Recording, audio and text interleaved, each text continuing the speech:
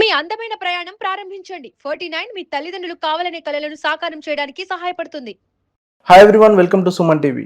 ప్రస్తుత సమాజంలో అందరూ బాధపడుతున్న సమస్య బీపీ, షుగర్. చిన్న వయసు నుంచి పెద్ద వయసు వారి వరకు అందరూ కూడా షుగర్, బీపీ వంటి సమస్యలతో బాధపడుతున్నారు. మరి ఇలాంటి వ్యాధులు ఎందుకు వస్తాయి? దీన్ని నియంత్రించాలంటే ఎలాంటి లైఫ్ స్టైల్ ఉండాలి? ఇలాంటి విషయాలను ప్రస్తుతం మనతో పంచుకోవడానికి డిజిటల్ మీడియాలో ట్రెండింగ్లో ఉన్న డాక్టర్ విక్రాంత్ సింగ్ ప్రస్తుతం మనతో ఉన్నారు. ఆయనను అడిగి ఆయన మాటల్లో తెలుసుకుందాం. సార్ నమస్తే. నమస్తే సార్ చెప్పండి డాక్టర్ గారు, అంటే షుగర్ వ్యాధి అనేది తీపి వస్తువులు ఎక్కువ తినడం వల్లనే వస్తుందని చాలామంది అనుకుంటారు. ఇందులో నిజం ఎంత? సార్ ఫస్ట్ అయితే thank you very much for having me with you. Secondly, నేను చెప్పే మాటలన్నీ కూడా these are not medical advices. So నాకు తెలిసిన విషయాలు నేను మీతో పంచుకోవడం జరుగుతుంది. ఓకే. సో షుగర్, సో చాలాసార్లు మనం చూస్తాం, ఇప్పుడు చాలామందికి షుగర్ అనేది వెరీ కామన్. ఒకప్పుడు 50-60 ఏళ్ళకి వచ్చే వ్యాధి ఇప్పుడు 20-30కే వచ్చేస్తుంది. సో దానికి ముఖ్య కారణం మన జీవన విధానం. So the way of life style అంటారు. ఓకే. సో లైఫ్ స్టైల్ ప్రాబ్లమే ఈ షుగర్. సో అది ఫ్రీక్వెంట్గా చాలా చూస్తున్నాము. సో దానివల్ల చాలా వేరే ప్రాబ్లమ్స్ కూడా వస్తాయి, కాంప్లికేషన్స్ వస్తున్నాయి. అంటే ఇప్పుడు తీపి వస్తువులు ఎక్కువ తీసుకోవడం వల్లనే వస్తుందనేది ఒక అపోహనేనా అది? సో తీపి వస్తువులు అంటే ఎక్కువ కార్బోహైడ్రేట్స్ తీసుకుంటాయి. సో మనం డే మొత్తంలో ఫ్రీక్వెంట్గా ఎక్కువ సార్లు ఎక్కువ మోతాదులో కార్బోహైడ్రేట్స్ అంటే కేవలం తీపి వస్తువే కాదు. ఓకే. రైస్ కార్బోహైడ్రేటే, లేదంటే వీట్ కూడా కార్బోహైడ్రేటే. అంటే కార్బోహైడ్రేట్ సంబంధించినవి పిండి పదార్థాలు అంటారు చూడండి, అవి ఎంత ఎక్కువ సార్లు తీసుకుంటే డయాబెటీస్ వచ్చే అవకాశాలు అంత ఎక్కువ. ఓకే. అంటే బరువు ఎక్కువ ఉన్న వారికే వస్తుందా సార్? అంటే వయసుతో సంబంధం ఉంటుందా షుగర్ వ్యాధి రావడానికి? షుగర్ అనేది ఒక మెటబాలిక్ ప్రాబ్లమ్ సార్ అది. సో షుగర్ కానివ్వండి, బీపీ కానివ్వండి, ఇవి మెటబాలిక్ డిజార్డర్స్ ఇవి. సో బరువు ఎక్కువ ఉన్న వాళ్ళకి డెఫినెట్లీ ఎక్కువ వచ్చే అవకాశం ఉంటుంది, కానీ బక్క ఉన్న కూడా వాళ్ళకు కూడా షుగర్ వచ్చే అవకాశం ఉంది. ఓకే. సో కేవలం బరువు ఉంటేనే వస్తేనే అది లేదు. సో బక్క ఉన్న వాళ్ళకి కూడా వస్తుంది, అండ్ చిన్న ఏజ్లో చాలా కామన్గా వస్తుంది ఇప్పుడు ఈ మధ్య కాలంలో. ఓకే. లైఫ్ స్టైల్, ఇప్పుడు మనం జీవన విధానం అంటే చూడండి, తినే వస్తువులు కానివ్వండి, ఎక్కువ కార్బోహైడ్రేట్స్ తీసుకుంటున్నాం మనం. మార్నింగ్ స్టార్ట్ అయితే నైట్ వరకు మల్టిపుల్ టైమ్స్ తీసుకుంటున్నాం. ఇప్పుడు మనం స్కూల్లో కూడా చూసుకుంటే మనకు పిల్లలకి బ్రేక్ఫాస్ట్ ఉంటుంది, లంచ్కి ముందు ఒక స్నాక్ ఉంటుంది, లంచ్ ఉంటుంది, లంచ్ తర్వాత ఒక స్నాక్ ఉంటుంది, మళ్ళీ ఇంటికి వస్తారు వాళ్ళు, ఇంటికి వచ్చిన తర్వాత ఒక స్నాక్ ఇస్తాం మనం, రాత్రి డిన్నర్ ఉంటుంది, మధ్యలో మల్టిపుల్ టైప్స్ జంక్ తీసుకుంటాం. సో ఈ మల్టిపుల్ టైమ్స్ కార్బోహైడ్రేట్స్ ఎక్కువ మోతాదులో, సో కొంచెం కూడా కంట్రోల్ లేకుండా తినడం వల్ల వస్తుంది. అంటే ప్రాక్టికల్గా డాక్టర్ గారు, మీ దగ్గరకు వచ్చే పేషెంట్స్లో ఏజ్ గ్రూప్ వాళ్ళు ఎక్కువ ఉంటున్నారు, అంటే అసలు సమస్య ఎక్కడ స్టార్ట్ అవుతుంది? సార్ నా దృష్టిలో సమస్య చిన్నప్పుడే స్టార్ట్ అవుతుంది, పుట్టుకతోనే. మనం ఫస్ట్ పిల్లలకి పుట్టగానే ఫోన్లు ఇస్తున్నాం, మొబైల్ ఫోన్ చేతికి ఇచ్చేసి వాడు తినట్లేదని ఫోన్ ఇచ్చేస్తున్నాం. సో ఆ ఫోన్ చూస్తూ వాడు ఎంత తింటున్నా అనేది వాళ్ళకి అర్థమవుతలేదు పిల్లలకి. ఓకే.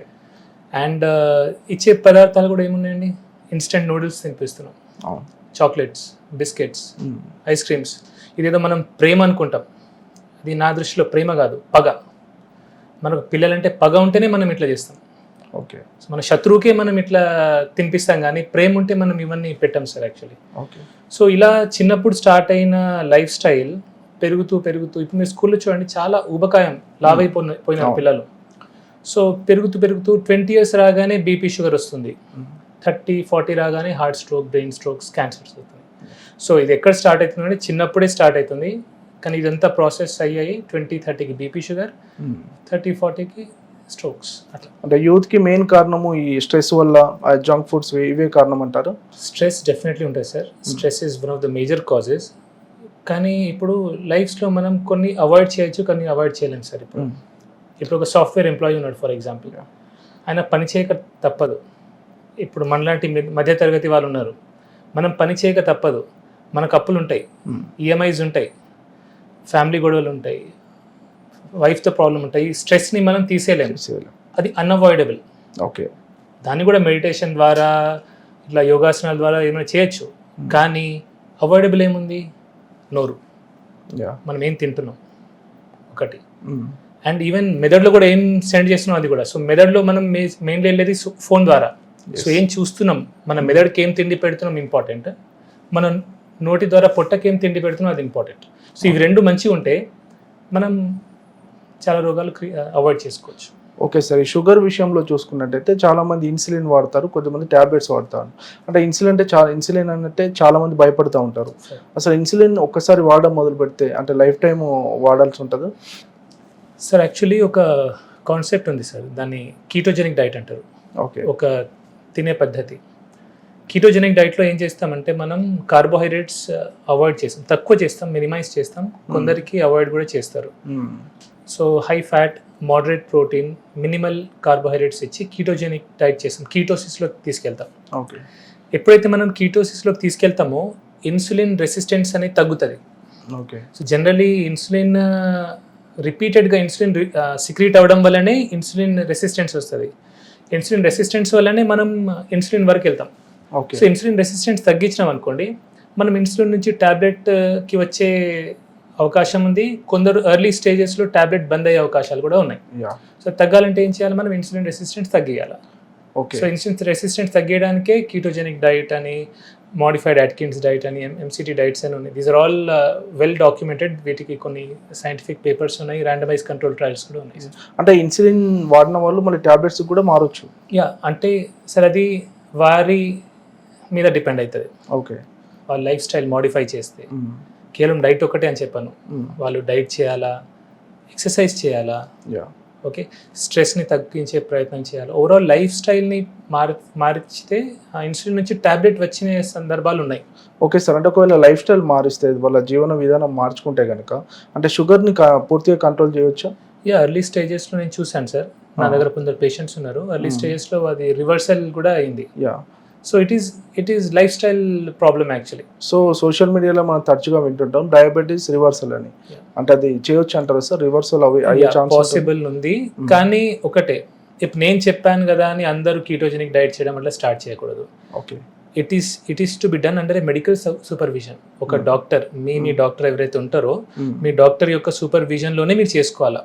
ఇప్పుడు నేను కాదు, ఏ సోషల్ మీడియా ఇన్ఫ్లుయెన్సర్ చెప్పింది కదా అని మీరు డైరెక్ట్లీ స్టార్ట్ చేయొద్దు ఇట్లాంటివి, బికాజ్ ప్రాబ్లమ్స్ వచ్చే అవకాశాలు ఉంటాయి. అండ్ డయాబెటీస్లో కూడా టైప్ 1, టైప్ 2 ఉంటుంది. సో టైప్ 2లో వెల్ డాక్యుమెంటెడ్ ఉంది ఇది. సో టైప్ 1 వాళ్ళు కూడా సడన్గా స్టార్ట్ చేయకూడదు. సో టైప్ 2 వాళ్ళు మీ డాక్టర్ యొక్క సూపర్విజన్లో, పర్యవేక్షణలో ఇట్లాంటివి ట్రై చేయొచ్చు.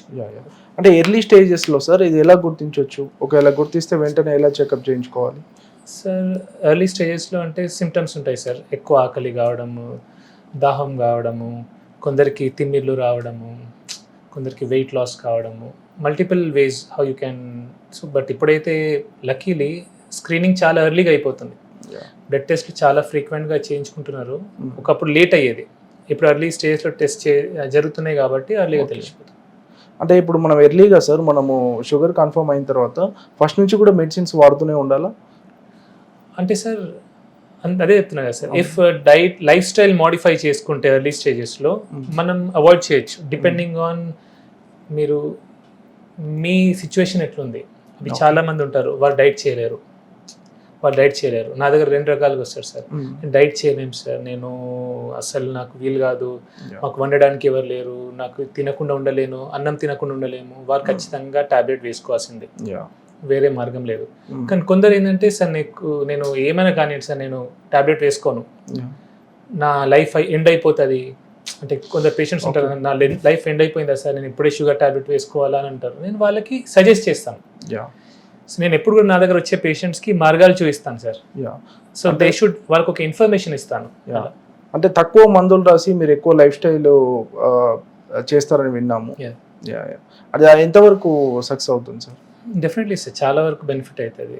ఎందుకంటే సార్ ఇప్పుడు ఏదైతే రూట్ కాజ్, మూలం అనేది మనకు తెలిస్తే ఓకే, మనం 10 మందులు రాయాల్సిన అవసరం లేదు. అలానే నేను మందులు రాయనని కాదు, మందులు రాస్తాను, ఏవైతే చాలా ముఖ్యం ఉంటాయో అవి రాస్తాను. ఎక్సెస్ పిల్ బర్డన్ ఇయ్యను నేను పేషెంట్ మీద, ఎక్కువ టాబ్లెట్స్ వేసేసి 10 గోళీలు అట్లాంటిది నేను 1, 2, 3 అయితే మేజర్ కాజ్ రూట్కి ఉంటాయో. సపోజ్ షుగర్ పేషెంట్ ఉన్నారు, ఇప్పుడు ఇంతకుముందు చెప్పినట్టుగా షుగర్ పేషెంట్ టాబ్లెట్ డైట్ చేయలేనంటే షుగర్ టాబ్లెట్ ఒకటి ఇస్తాను. Yes sir. అండ్ కొందరు heart patient, brain stroke patients ఉంటారు, వాళ్ళకి ఆస్పిరిన్, యాంటీప్లేటెట్స్ అట్లాంటివి ఇస్తాం. Yeah okay. అంటే ఇప్పుడు డయాబెటిక్ పేషెంట్స్ రోజువారీ జీవితంలో 3 ఖచ్చితంగా పాటించాల్సిన సూత్రాలు ఏమున్నాయంటే? 3 ఖచ్చితంగా పాటించాల్సిన సూత్రాలు సార్. ఒకటి exercise. Yeah first very important thing is exercise. ఖచ్చితంగా ఎక్సర్సైజ్ చేయాలా. ఎక్సర్సైజ్ చేస్తే మనకు ఆక్సిడేటివ్ స్ట్రెస్ తగ్గుతుంది బాడీ మీద, yeah and mitochondrial health improve అవుతుంది. ప్రతి సెల్ లోపల మైటోకాండ్రియా అని ఒకటి ఆర్గనెల్ ఉంటుంది. ఎస్ ఇప్పుడు మనకు జనరేటర్ ఎలాగో ఈ ఆఫీస్కి, అలాగా సెల్ లోపల ఒక మైటోకాండ్రియా అని ఆర్గనెల్ ఉంటుంది. దాని హెల్త్ బాగుండాలంటే మనం ఖచ్చితంగా ఎక్సర్సైజ్ చేయాలి. ఓకే. సో ఎక్సర్సైజ్ చేయాలి ఒకటి. సెకండ్లీ డైట్ మీద మనం కాన్సన్ట్రేట్ చేయాలా. ఎక్కువ కార్బోహైడ్రేట్స్ తీసుకోకుండా మినిమల్ పెట్టుకోవాలా. యా ఓకే, అండ్ దాంట్లో కూడా ప్రాసెస్డ్ ఫుడ్స్ లాంటివి అలాంటివి తీసుకోకపోతేనే మంచిది. ఓకే. ప్రాసెస్డ్ ఫుడ్స్ అంటే ఇన్స్టెంట్ నూడిల్స్ కానివ్వండి, బిస్కెట్స్, హోల్ ఫుడ్స్ తీసుకోవాలి. యా హోల్ ఫుడ్స్ తీసుకుంటే మంచిది. అండ్ ఆఖరికి వీలైనంత వరకు స్ట్రెస్ తగ్గించుకోవాలి. So Okay. మెంటల్ స్ట్రెస్ అనేది ఉండదు సార్, బికాస్ స్ట్రెస్తో కూడా షుగర్ అనేది కంట్రోల్ ఉండదు. ఈ మధ్య సార్ కొంతమంది సెలబ్రిటీలను చూసుకుంటే లావు తగ్గడానికి అంటే షుగర్స్కి ఇవ్వాల్సిన ఇంజెక్షన్స్ కూడా వాడుతున్నారు. దానివల్ల ఇమీడియట్గా కూడా లావు తగ్గుతున్నారు. అంటే ఇది కరెక్టే అంటారా? సార్ ఇది నా పర్సనల్ అడ్వైస్, నా పర్సనల్ ఒపీనియన్. Yeah. నాకు ఇట్లాంటివి పెద్ద నచ్చదు సార్. ఓకే. ఎందుకంటే ఒక ఓజెంపిక్ అంటారు అలాంటివి, దాని లాంగ్ రన్ సైడ్ ఎఫెక్ట్స్ ఏమున్నాయో మనకు తెలియదు. సో నిజంగా సెలబ్రిటీస్ అవి తీసుకున్నారా మనకు తెలియదు. ఓకే. చాలా మంది తీసుకున్నాను అంటారు, కానీ తీసుకోరు. వాళ్ళ ప్రమోషన్ కోసం వాళ్ళకి డబ్బులు వస్తాయి. Yeah so just for money కొందరు చేయొచ్చు, అట్లా Yeah. తెలియదు. I'm just saying. Yeah so అలాంటప్పుడు మనం గుడ్డిగా వాటిని చేయకపోతేనే. Yeah sir. అంటే ఇలాంటి ఓజెమిక్ ఇంజెక్షన్స్ అంటే షుగర్ పేషెంట్స్ వాడొచ్చు? నేనైతే ఇలాంటి ఇంజెక్షన్ సజెస్ట్ చేయండి sir. Yeah my personal opinion ఇది, ఎస్ సార్. బికాజ్ నేను అంత స్పెషలిస్ట్ని కాదు ఆ ఫీల్డ్కి సంబంధించి. ఓకే. నేనైతే నా పేషెంట్స్కి కొందరు అడిగారు, నేను I said it is not మంచిది కాదని చెప్పాను సార్, నా ఒపీనియన్లో. Yes sir. అంటే మీరు చూసుకుంటే సార్ టీలో షుగర్ వాడడం, దీనివల్ల షుగర్ అంటే టీలో షుగర్ వేసుకోకపోతే షుగర్ కొంత కంట్రోల్లో ఉంటుందని, ఇవన్నీ నిజమేనా సార్? నిజమే సార్, ఎందుకంటే మనం ఇండియన్స్ యావరేజ్గా మీరు ఎన్ని టీలు తాగుతారు సార్ రోజు? 3 times ఆల్మోస్ట్. 3 times తాగుతారు. 3 times మీరు షుగర్ వేసుకొని తాగుతారు. ఎస్. సపోజ్ 3 times మీరు షుగర్ వేసుకున్నప్పుడు అలా షుగర్ గ్లూకోజ్ స్పైక్ వస్తుంది, ఇన్సులిన్ స్పైక్ వస్తుంది, దానివల్ల ఇన్సులిన్ రెసిస్టెన్స్ వస్తుంది, ఓకే. అదే షుగర్కి దారి తీస్తుంది. సో మీరు 3 పూటలు టీ తాగి దానిలో షుగర్ తీసేయండి. సో 3 times మీరు గ్లూకోజ్ స్పైక్ని అవాయిడ్ చేస్తున్నారు. సో ప్రాబ్లం ఏంటంటే మనం ఎప్పుడైతే టీలో చక్కెర ఇస్తామో సడన్ గ్లూకోజ్ స్పైక్ వచ్చి సడన్ ఫాల్ అవుతుంది. ఓకే. సో అది చాలా డేంజరస్. సో అందుకే ఇన్సులిన్ రెసిస్టెన్స్ వస్తుంది. సో అవాయిడ్ చేస్తే మంచిది. మంచిది. ఇప్పుడు వైట్ రైస్ కూడా పూర్తిగా మానేయాల్సి ఉంటుంది సార్ షుగర్ వచ్చిన వాళ్ళు? సార్ వైట్ రైస్ ఇప్పుడు మనం సౌత్ ఇండియన్ సార్, తెలంగాణ వాళ్ళం, ఆంధ్ర వాళ్ళము, ఎస్. వైట్ రైస్ మనం అలవాటైంది మనకు, అవును. కొద్దిగా తీసుకోవాలా.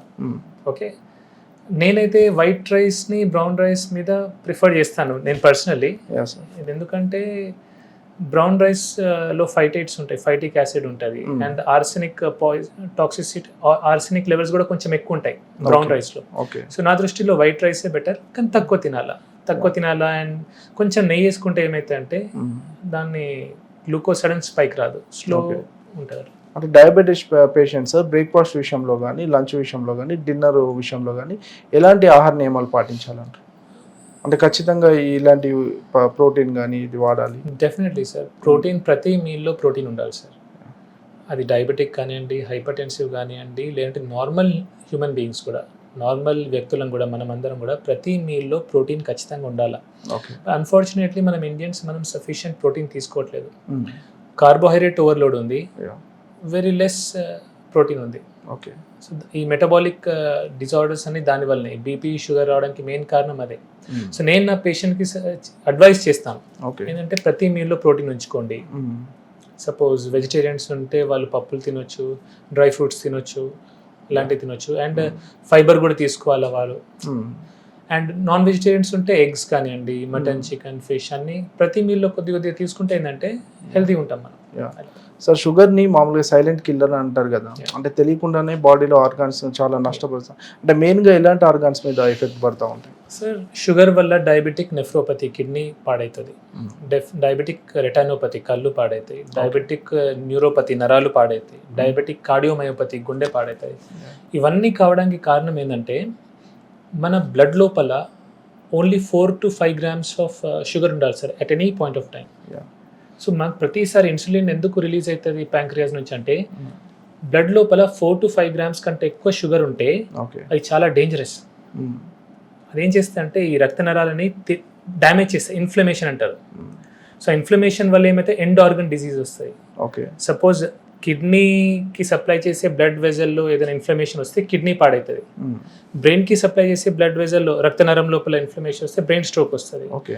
గుండె దానికైతే హార్ట్ స్ట్రోక్ వస్తుంది. Yes. సో ఇన్ఫ్లమేషన్ తగ్గాలంటే మనం తక్కువ క్వాంటిటీలో కార్బోహైడ్రేట్స్ తీసుకోవాలి. Okay sir. ఇప్పుడు డయాబెటీస్ ఉన్న వాళ్ళు sir correct life style follow అయ్యి మళ్ళీ రివర్స్ డయాబెటీస్ అయిన సిచ్యువేషన్లో మళ్ళీ మందులు వాడాల్సిన అవసరం ఉండదు ఇక వాళ్ళకి? డయాబెటీస్ రివర్సల్ ఉంటే అవసరం ఏముంటుంది సార్? మళ్ళీ వచ్చే ఆస్కారం అట్లా ఏముండదు? వాళ్ళ లైఫ్ స్టైల్ మేనేజ్ చేయాలా Yeah. సార్? ఇప్పుడు సింపుల్ సార్, ఇప్పుడు మనకు తలనొప్పి వచ్చింది, తలనొప్పి గోలేసుకున్నాము. ఓకే, కాలు నొప్పి వచ్చింది, కాలు నొప్పి గోలేసుకున్నాం. Yeah. మనం తలనొప్పి లేనప్పుడు తలనొప్పి గోలేసుకోం కదా. అవును. సో షుగర్ కూడా అలాంటి నొప్పి. Yeah. కానీ మనం తలనొప్పికి సంబంధించిన పనులన్నీ చేసి సపోజ్ ఎక్కువ ఆల్కహాల్ తీసుకున్నాం అనుకోండి, హ్యాంగ్ ఓవర్ వస్తుంది. Yeah. హ్యాంగ్ ఓవర్ వచ్చినాక ఏం చేస్తాం? గోలేసుకుంటాం. మీరు ఆల్కహాల్ తాగలేదు అనుకోండి, మీకు హ్యాంగ్ ఓవర్ రాదు, మీరు పెయిన్ కిల్లర్ వేసుకోవాల్సిన అవసరం లేదు. లేదు. షుగర్ కూడా ఆల్మోస్ట్ అంతే, అంటే ఎగ్జాక్ట్లీ అంతా అనట్లేదు, Yeah. But you can see. మీరు సపోజ్ ఎక్కువ కార్బోహైడ్రేట్స్ తీసుకున్నారనుకోండి, దాంతో మీకు డ్యామేజ్ అవుతుంది, షుగర్ లెవెల్స్ పెరుగుతాయి. సో తక్కువ తినాలా. ఓకే. ప్రతి మీల్లో ప్రోటీన్ తీసుకొని, ఫైబర్ కంటెంట్ తీసుకొని, తక్కువ కార్బోహైడ్రేట్స్ తీసుకుంటే షుగర్ స్పైక్ రాదు, కాబట్టి షుగర్ గోళీలు అవసరం లేదు. సార్ జెనెటిక్స్ ప్రభావం ఎలా ఉంటుంది సార్? అంటే వంశపారంపర్యంగా వచ్చే అవకాశాలు ఉంటాయి? డెఫినెట్లీ ఉంటుంది సార్. మోస్ట్లీ టైప్ 1 డయాబెటీస్లో ఎక్కువ ఉంటుంది, టైప్ 2లో తక్కువ, బట్ టైప్ 2లో కూడా ఉండొచ్చు. అంటే డయాబెటీస్ వస్తే ఈ 3 కంపల్సరీగా మానేయాలి అంటే ఏ 3 చెప్తారు? డయాబెటీస్ వస్తే ఈ 3 మానేయాలంటే ఫస్ట్ రిఫైన్డ్ ఫుడ్ ప్రొడక్ట్స్ మానేయాలంటే సార్. Yeah. రిఫైన్డ్ షుగర్స్, బయట మనం refined chips, biscuits, chocolates, cool drinks, refined foods avoid చేస్తే మంచిది. Alcohol in any quantities poison, toxic. Yeah, sir. So alcohol తాగకపోతే, ఆల్కహాల్ అంటే బ్రాండీ, విస్కీ, రమ్ము, కళ్ళు, Yeah. Beer అన్నీ కూడా. చాలా మంది బియర్ని ఆల్కహాల్ అనుకోరు, Yeah. కళ్ళు ఆల్కహాల్ కాదు, అది కూడా alcohol. Okay. So any form of alcohol తీసుకోకపోతే మంచిది. And anything that causes inflammation sir, inflammation cause చేసే ఏ వస్తువు అయినా సరే అది తీసుకోకపోతేనే మంచిది. షుగర్ ఉన్న వాళ్ళకి ఒక డౌట్ ఉంటుంది సార్, అన్ని రకాల ఫ్రూట్స్ తినొచ్చా షుగర్ ఉన్న వాళ్ళు? హై గ్లైసిమిక్ ఇండెక్స్ ఉన్న ఫ్రూట్స్ తీసుకోకపోతే మంచిది sir. Okay. High glycemic index దేనిలో ఉంటుంది? మ్యాంగోలో ఉంటుంది, రైప్ మ్యాంగోలో, Yeah. రైప్ బనానాలో ఉంటుంది, రైప్ గ్రేప్స్లో ఉంటుంది. Yeah. అవి తక్కువ తింటే better. Yeah. Fruits which are better అంటే apple is better, papaya is better, guava, జామకాయ ఈజ్ బెటర్. Yeah. ఇంకోటి ఇక్కడ వెరీ ఇంపార్టెంట్, ఎందుకంటే ఇప్పుడు బెటర్ అన్నా కాబట్టి కిలోలు తినకూడదు అది కూడా. Yeah. ఎందుకంటే అది కూడా ఎక్కువ తింటే అది కూడా గ్లూకోజ్ పెరుగుతుంది మళ్ళీ Yes. లిమిటెడ్గా. షుగర్ పేషెంట్స్ మీ దగ్గరకు వచ్చే పేషెంట్స్ కానీ వీడియో చూస్తున్న వాళ్ళకి షుగర్ గురించి ఏం చెప్పాలనుకుంటున్నారు? మీకు షుగర్ ఉంది, టైప్ 1 డయాబెటీస్ గురించి చెప్పాను, కానీ టైప్ 2 డయాబెటీస్ వారు మీకు షుగర్ ఉందంటే అది మీ చేతిలో ఉంది అది. ఓకే. సో మీరు లైఫ్ స్టైల్ మంచిగా చేసుకొని, ప్రాపర్గా కార్బోహైడ్రేట్స్ తక్కువ చేసుకొని, ప్రోటీన్ కంటెంట్ పెంచుకొని, ఎక్సర్సైజ్, జిమ్, యంగ్ అయితే జిమ్ చేసి, జాగింగ్, వాకింగ్ లాంటివి చేసి, పెద్దవాళ్ళు అయితే యోగాసనాలు, వాకింగ్ లాంటివి చేసి లైఫ్ స్టైల్ని మోడిఫై చేసుకుంటే షుగర్ ఉండదు మీకు. Fine sir.